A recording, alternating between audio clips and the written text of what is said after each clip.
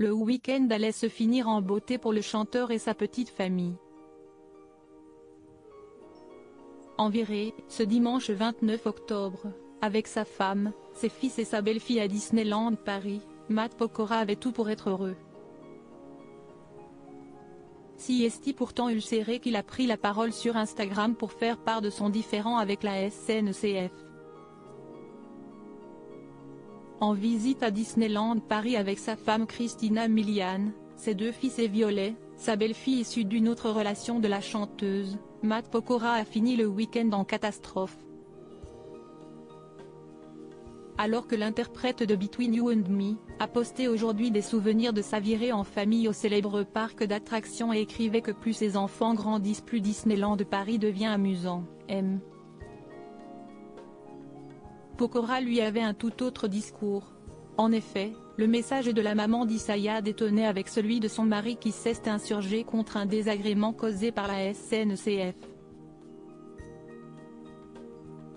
Matt Pokora s'est saisi de son compte Instagram pour confier sa colère à ses millions d'abonnés.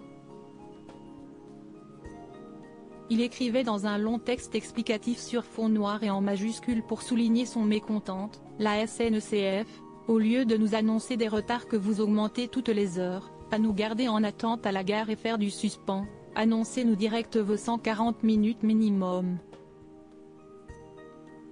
Il ajoutait toujours hors de lui, comme ça, on sait, on rentre chez nous direct et on annule le rendez-vous qu'on avait à destination puisqu'on sait qu'on ne pourra pas être à l'heure.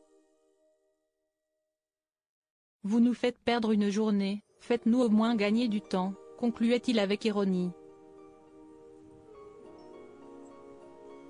Il a finalement décidé de supprimer rapidement son message de sa story sans apporter d'autres explications.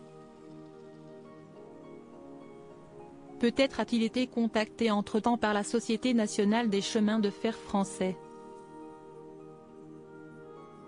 Les réseaux sociaux pour faire entendre ses plaintes. Son message de colère n'est d'ailleurs pas sans rappeler celui d'Hélène Ségara posté le 20 octobre dernier sur X, anciennement Twitter.